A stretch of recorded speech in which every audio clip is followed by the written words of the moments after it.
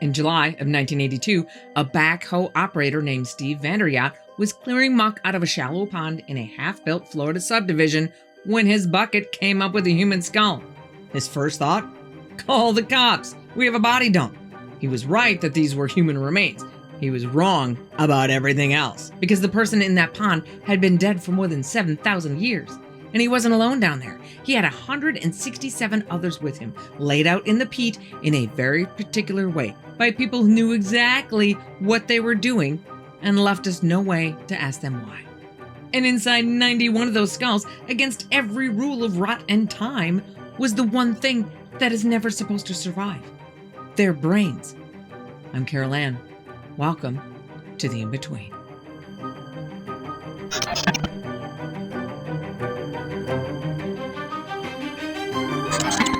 That pond sits about 5 miles west of Cape Canaveral. Close enough that if you'd been standing on the bank at the right moment any time in the last 60 years, you could have watched a rocket climb up over your shoulder.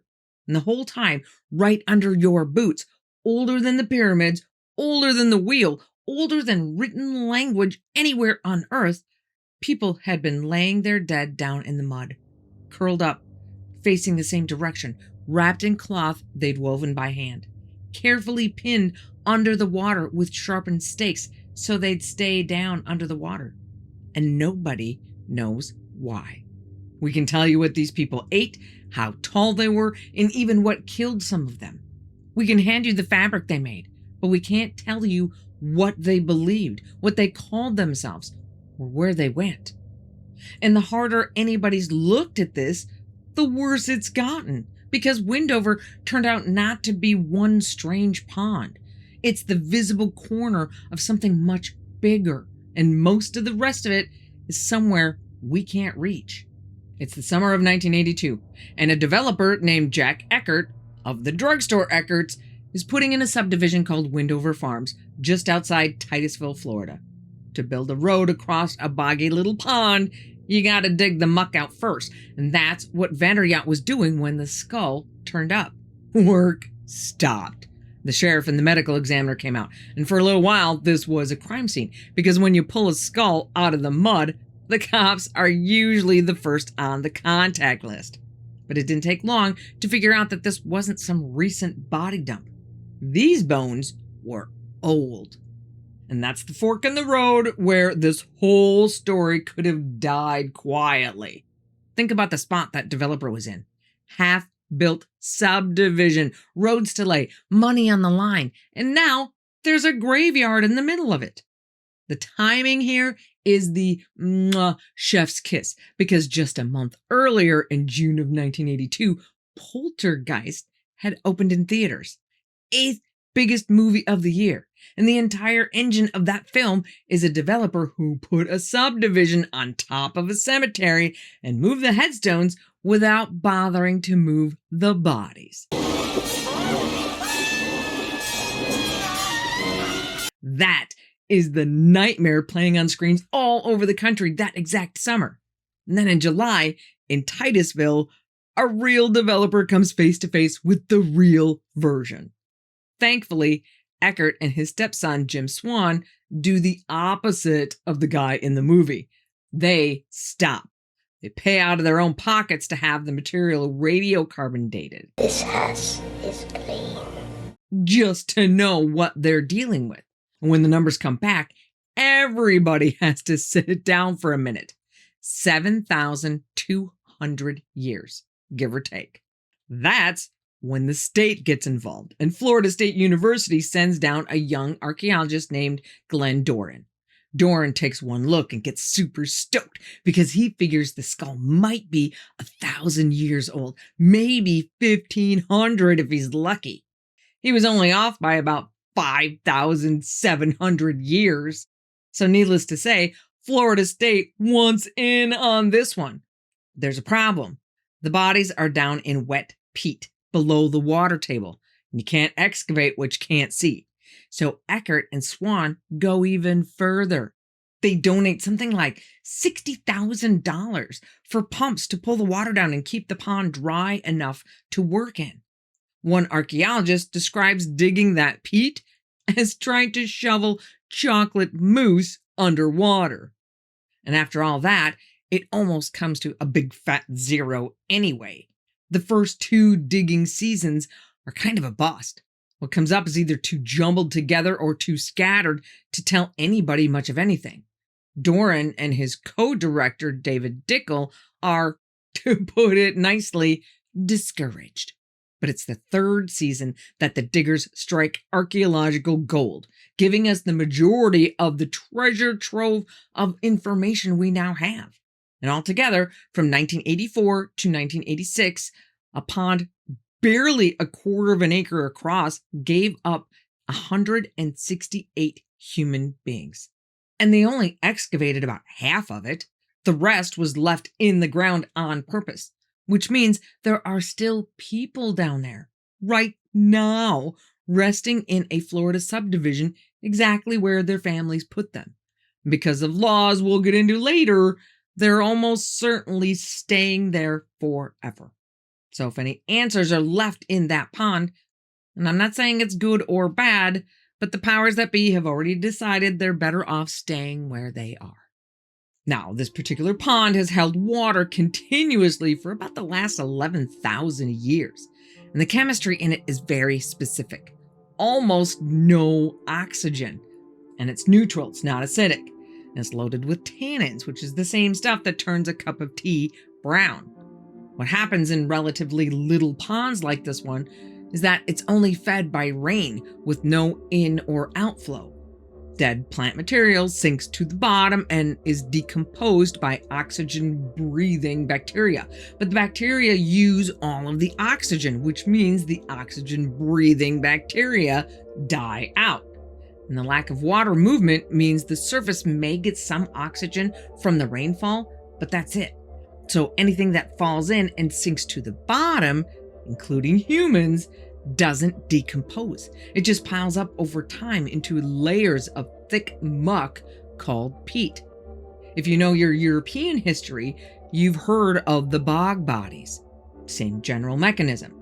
People like Tolenman in Denmark pulled out of a peat bog with the expression still on his face after 2,000 years, looking like he fell asleep last week. Windover is that same trick of chemistry, except the Windover people are more than 3 times older. And that chemistry doesn't just save bone, it saves the soft stuff too. Wood, cloth, what somebody had for dinner. Windover Pond has a slightly different chemistry than the one that preserved Tolenman, so it doesn't have full faces like his, but in the grand scheme of things, it did a pretty good job. One of the archaeologists who worked that dig as a grad student described going down 6 or 7 feet into the peat and pulling up leaves that were still green. 7,000 years old and green, like they'd come off the tree that morning. Insects still iridescent. That's the kind of preservation we're talking about. Not fossils, not impressions in stone, the actual thing just on pause. So in late 1984, the team starts opening skulls, and they keep finding these lumps of greasy brown material rattling around inside. Somebody finally says out loud what everybody's thinking. That kind of looks like brains. They sent the skulls out for x-rays, CAT scans, MRIs, the same machines your doctor uses. And the scans came back showing folds, structure, recognizable pieces of a human brain shrunk down to 1/3 of normal size, but unmistakably there. Under a microscope, you could still make out individual cells. 91 of the 168 total bodies had intact brain tissue.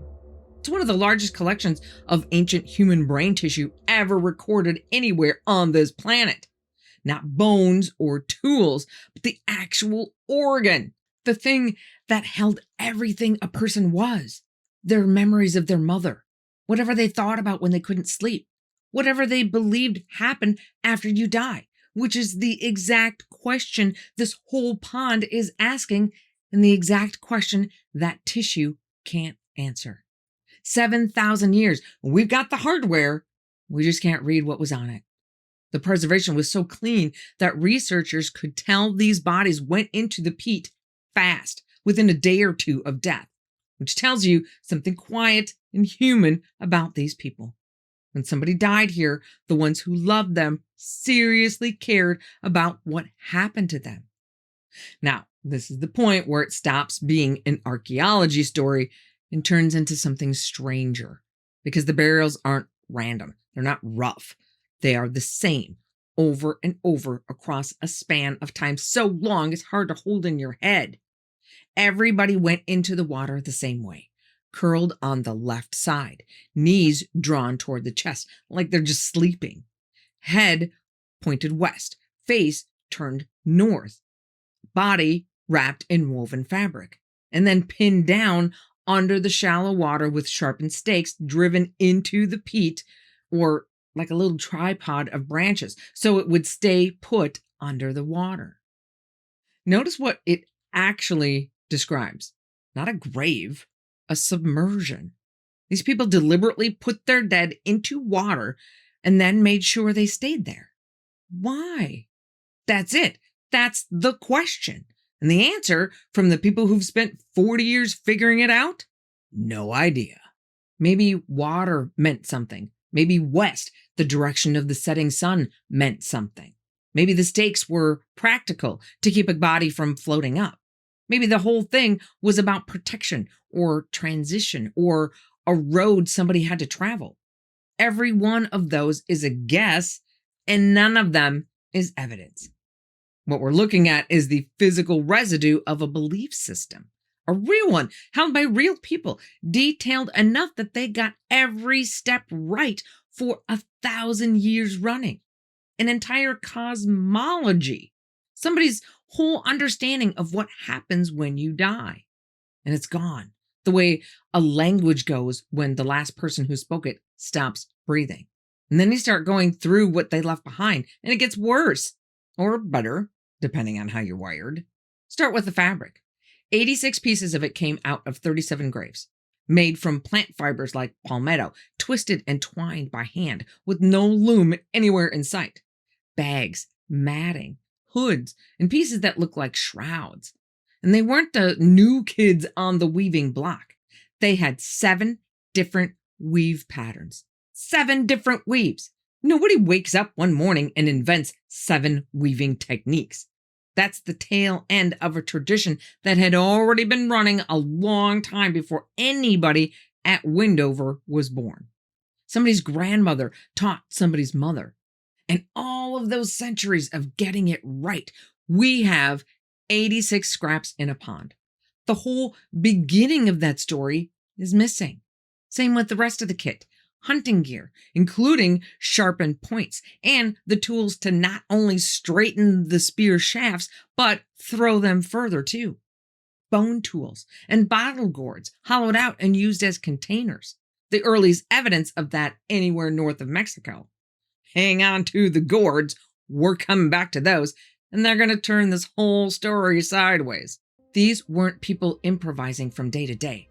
They had a toolkit, a craft tradition, a set of practices organized enough that a stranger 7,000 years later can still read the pattern in it.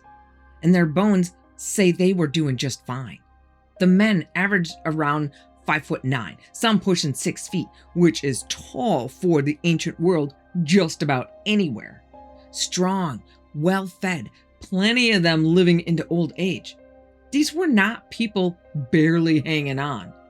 And then there are the details that reach across all that time and just grab your humanity. One woman's stomach still held her last meal, fish and berries. A child was buried with a little turtle shell and a small carved wooden object. The archaeologist said to him, they looked like toys. So somebody's kid died, and the people around that kid stopped in the middle of their grief and thought about what he loved and made sure it went into the water with him. That instinct, the one where you stop and think about what somebody else would want, is apparently as old as we are. It outlasted their language. It outlasted their names. Whatever they believed about where that boy went We'll never recover a word of it. But the fact that somebody loved him enough to send his toys along, that came through 7,000 years of mud completely intact. It's still legible in a turtle shell. But the one that really gets me is the teenager. He was around 15 when he died, and he'd been born with a severe case of spina bifida. His spine hadn't closed properly, and by his teens, his body was just giving out. He almost certainly couldn't walk. In most ideas of ancient history, that's a death sentence in a hunter-gatherer world. A kid who can't keep up gets left behind. That's not what happened here. He lived to 15. Somebody fed him and moved him and cared for him year after year in a world with no wheelchairs and no medicine. When he died, they carried him to the pond and buried him the same careful way they buried everybody else. The archaeologists who studied him, David Dickel and Glenn Doran, wrote it up back in 1989, and their conclusion was simple. 7,500 years ago, these people had both the ability and the willingness to take care of their own. That's not a small thing to be able to prove about the deep past. And they proved it here in the mud, 5 miles from a rocket launch pad.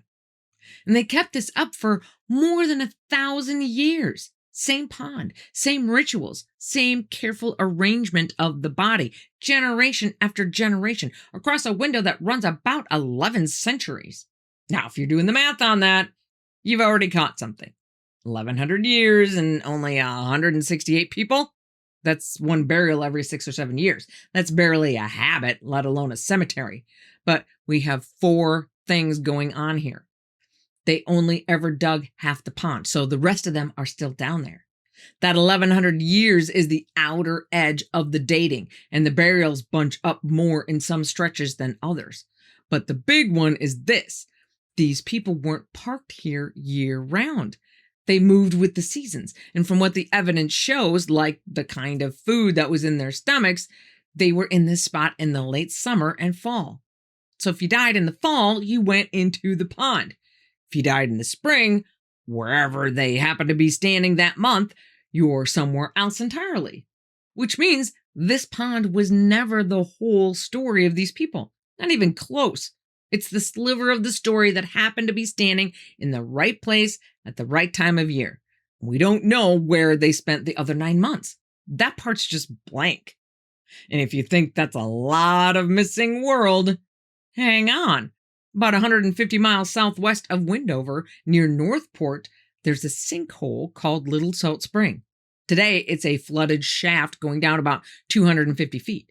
12,000 years ago, Florida was dry. The water table was way down, and that sinkhole was a well people climbed into to reach the water.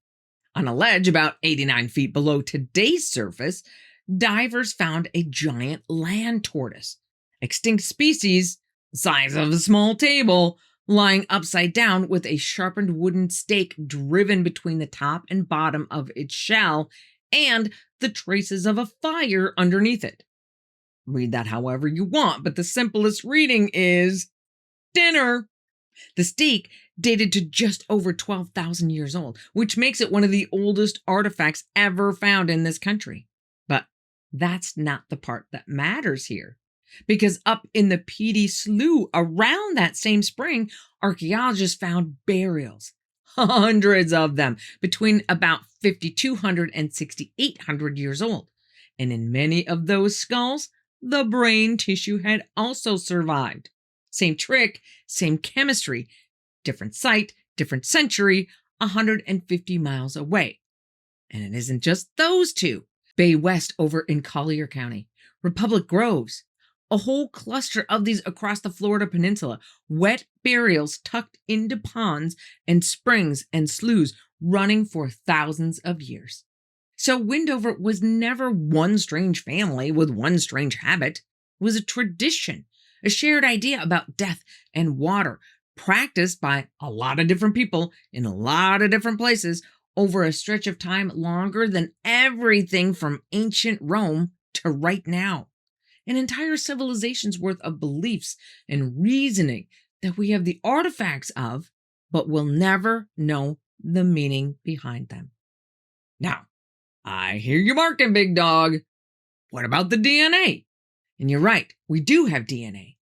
Back in the late 1980s, when this was cutting-edge work, researchers pulled genetic material out of the Windover people, and they got a result that surprised them. It didn't line up with the Native American groups they knew about.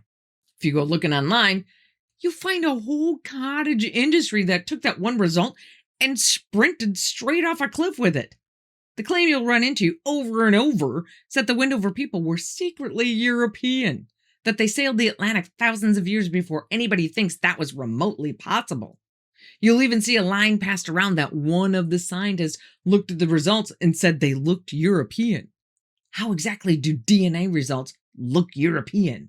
And I get the appeal, but there's a much simpler explanation, and it's one word: contamination. What those websites never tell you is that this work was done in the absolute stone age of the field. Most of us got our whole mental picture of ancient DNA from Jurassic Park back in 1993. And that movie sold a generation on the idea that you just pull a sample out of something old, drop it in a machine, and a clean answer comes out the other end. Real ancient DNA is nothing like that. It's fragile. It's usually damaged, and it's swimming in the DNA of every living person who ever touched it. The archaeologists, the tech in the lab. So when a 7,000-year-old sample comes back looking like nobody else on the whole continent, the boring answer isn't lost Europeans. It's that somebody alive got mixed into the sample. And look how the story started. The first guess on that skull in the bucket was that it belongs to somebody modern. The lab's early guess on the DNA was that it looked European. Both of those guesses may have been pointing at the same thing: the living people standing in the room, not the dead one on the table. So the secret European idea falls apart. Nobody sailed the Atlantic and walked into Florida 7,000 years ago. However, believe it or not, something in this story did sail the Atlantic. Let's go back to those gourds for a little mystery within a mystery. Because bottle gourds are not an American plant. They're African and sometimes Asian. And yet the Windover people were carrying their water in them. For a long time, the assumption was that people brought them. The theory went that the first Americans carried domesticated gourds with them out of Asia over the land bridge and down into the continent. There was even a DNA study in 2005 that said exactly that. Except that story asks you to believe somebody kept a tropical vine alive across the Arctic, which is a lot to swallow. And then in 2014, a team led by a researcher named Logan Kistler pulled 86,000 base pairs of DNA out of gourds, ancient ones and living ones from all over the world. And the answer came back in the other direction. Every single pre-Columbian gourd in the Americas was closest to African stock, not Asian. So they modeled the ocean currents. And it turns out that a wild gourd can wash down a Western African river, drift out into the Atlantic, ride the current across, and land on the coast of Brazil in about 9 months, which is fast enough that the seeds inside are still alive when it gets there. So the gourd lands on the Brazilian beach, plants itself, gets eaten by big animals like mastodons, and the seeds get pooped out someplace else, as far away as the mastodons will carry them, which includes the entire southeast area of the United States. Well, isn't that interesting? The internet spent years insisting that somebody crossed the Atlantic and reached Florida thousands of years before anybody thought possible. Something did, just happened to be a vegetable instead. It made the trip on its own with nobody steering, and it worked out so well that 7,000 years later, a family in Florida was using its descendants to haul drinking water. The real answer was stranger than the conspiracy. But we're not stopping there, because there's something underneath all this that's true, and it doesn't depend on Windover's shaky data at all.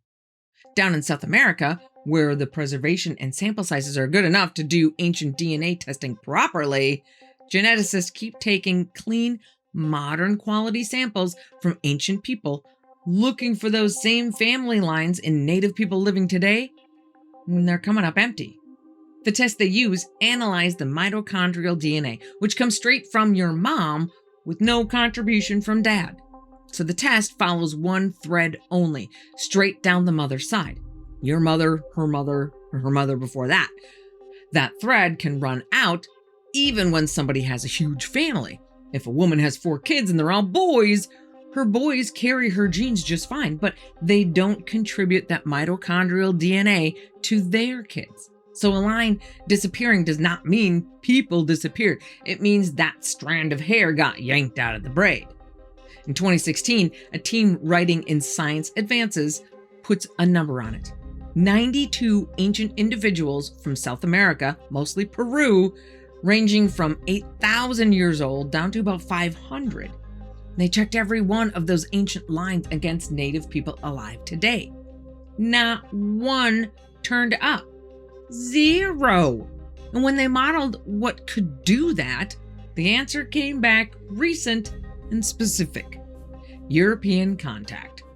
The die-off that followed was severe enough to snap a huge share of those lines clean in half. Threads of mothers and daughters that had run unbroken for thousands of years ended inside a couple of generations. Now, those numbers make it sound like all those lines got wiped off the map, but that's not true. Native people are still here, millions of them all over this continent, including tribes right there in Florida. Nobody vanished. What got broken was the paper trail. Now keep in mind, that study was in South America. Windover is in Florida, and Windover wasn't in it. So nobody can hand you a tidy answer about these particular people. What it does do is knock the legs out from under the whole secret European story, because it shows that an ancient population failing to match a modern database is not exotic. Happens all the time, even when we know exactly who we're looking at. So where does that leave Windover? Stuck right here. The early results are too compromised to lean on, and new testing on remains this sensitive is really tough to get approved. Half the pond is still in the ground and not going anywhere, which means the most likely outcome is that we never find out. Now, I have some serious questions about this whole testing thing that I'll get into in a minute, but I also want to show you that we may not be done yet with this entire saga. In the summer of 2016, a diver was working the water off Manasota Key down near Venice on Florida's Gulf Coast. He was hunting megalodon teeth, which is a normal weekend hobby down there. 21 feet down, he found a human jawbone. He reported it, and the state's underwater archaeologists checked it out. What they found on the seafloor was a burial site. Multiple people in peat with sharpened wooden stakes. The stakes dated to more than 7,200 years old. That's just like Windover. Same period, same peat pond, same stakes holding bodies under the water. Except this one is a quarter mile off the beach under 21 feet of Gulf water. 7,000 years ago, that spot wasn't underwater at all. Sea level was about 30 feet lower, and that pond was sitting on dry ground, roughly 9 feet above the waterline, well inland from the coast. People walked to it, buried their dead in it, same as Windover. Then the ice kept melting, the water kept coming, and the Gulf swallowed it. The peat held on, and the bodies stayed, and they sat out there in the dark for 7,000 years until a guy looking for shark teeth swam over them. The state called it unprecedented, and they meant it literally. It's the first preserved prehistoric burial site ever found offshore in the Americas. There are only a couple of others like it anywhere on Earth. One is in Israel and one is in Denmark. So if the tradition ran along the coast, and the coast used to be miles further out, then most of that world is not lost, it's just wet. Florida's continental shelf on the Gulf side goes out about 200 miles. And it's super shallow with a very gentle slope, which means when the sea level was lower, a huge chunk of dry, livable land was sitting out there. At the peak of the last ice age, the shelf off the Big Bend, which is the area where the panhandle turns south into the rest of Florida, was exposed for well over 100 miles past the modern shoreline, with sea level a couple hundred feet below today. That was a real landscape: forests, rivers, springs, animals, people. Researchers have already found ancient shell mounds as far as 20 miles out into the Gulf. Up the Osceola River, at a site called Page Ladson, there's evidence of people in Florida 14,500 years ago. Estimates run into the thousands of archaeological sites sitting under Florida's rivers and off the coast. Almost none of it has been excavated. Most of it has never even been surveyed. So when you ask where the Windover people came from and where the rest of them are and where they spent the other 9 months of the year, the answer is probably out there, under the water, in a drowned country nobody has mapped, that we found the edge of by accident, twice, because a backhoe operator was digging a road and a diver was looking for shark teeth. Now, here's the part I don't get. From what I understand, the brain tissue of around 91 Windover people is being preserved at either Florida State or University of Florida. They've already stated that the brains are roughly 1/3 their original size. That makes them about the size of a softball, weighing roughly 400 to 500 grams per brain. And a DNA sample takes somewhere between 2 and 8 milligrams of material, which means taking about 0.02% of available material to get new DNA testing done.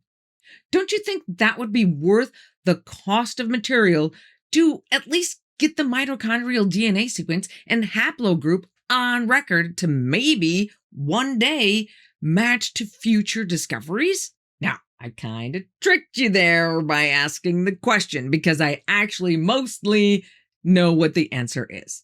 In 1990, a federal law was passed that requires museums and federal agencies to consult with tribes and return Native American human remains and sacred items to their rightful descendants.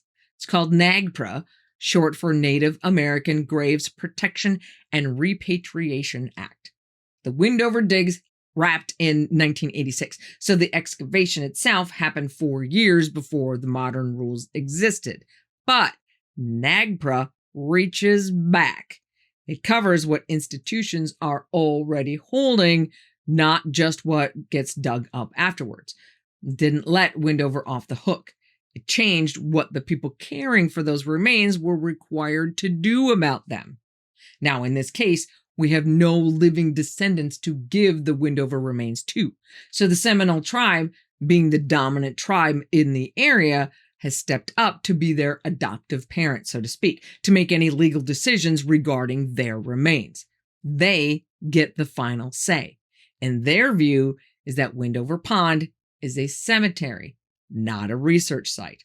So any testing that researchers want to do has to be run up the flagpole and approved by the Seminoles before any testing can be done.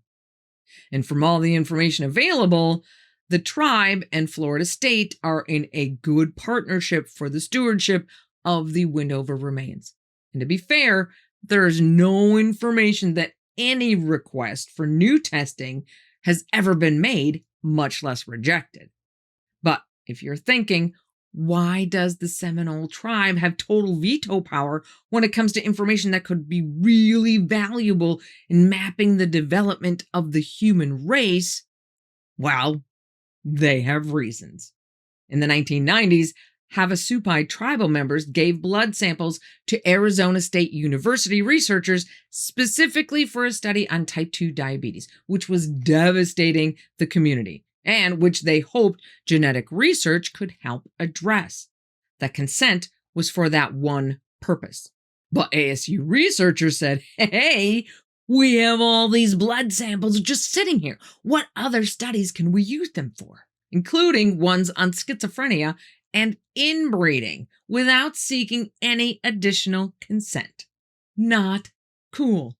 On a tiny side note, I also find it interesting that one of the studies that used these blood samples was for migration modeling, which modeled the tribe's ancestral origins via the Bering Land Bridge. The problem is that data directly conflicted with the Havasupai's own origin narrative, which holds that their people originated in the Grand Canyon itself. Oops, awkward. Oh, and one more thing, because I know somebody's already typing it. Somebody always asks, is the Smithsonian involved? Because they hide everything. So I checked it out, and the answer is no. Windover was Florida State, funded by the state and the developer, and the remains are curated in Florida. The only fingerprint the Smithsonian left on this site is its catalog number, because the filing system every American dig uses was invented by the Smithsonian back in the 1930s. So no Smithsonian cover-up. The real story here was never somebody hiding the truth. It's that the truth is sitting in a peat bog and under a couple 100 miles of ocean, and we've barely started looking. Although, there is one thing about the record on this site that does bother me, and it's got nothing to do with the cover-up. Go and read the Wikipedia article about Windover. For years, the name of the man who found it wasn't in it. Steve Vanderyacht, the guy on the backhoe. He's credited just about everywhere else, in the newspapers, in the museum material, in the books, but on the page most people are actually going to read, somebody kept taking him back out. And on the discussion page behind that article, you can watch a person who says they're his kid saying he has, over and over, across years, been trying to edit the article to add his dad's name as the guy who actually discovered the site, but it keeps getting taken back out. Wikipedia editors claim it's because his sources, which include the Brevard County Historical Commission, museums, and practically every other article written about Windover, aren't credible enough. And I get that Wikipedia has its own rules, but if you read through the thread wars on the site, those making the editorial decisions and literally gatekeeping the information don't seem to really abide by those rules. And I just think it's a little ironic. We've spent this whole time on 168 people whose names have been erased by the winds of history. But it turns out that process doesn't take centuries. It can happen in an edit window to a man who's still around to watch it happen in real time. So, for 60 years, we've been looking to the future and launching ourselves toward the stars, just 5 miles from one of many final resting places of an entire people. People who buried their children with toys and looked after their own when those unfortunate couldn't look after themselves. The very definition of humanity. I just think it's worth remembering that the ground under a strip mall in Florida can be older and stranger and more human than anything we're likely to find out there in the dark. And that maybe, just maybe, we should spend a little more time getting to know those who are, in part, responsible for giving us the history we needed to be able to quest for the future. Crazy, right? I can't even wrap my head around how these people have been preserved for that long, and that we know almost nothing about them. If learning more about America's strange history makes you want to start digging, here's another lost civilization investigation from the Grand Canyon itself, waiting for you right here. Let me tell ya, it's got quite the twists and turns. Be careful out there, and I will see you here again on The In-Between.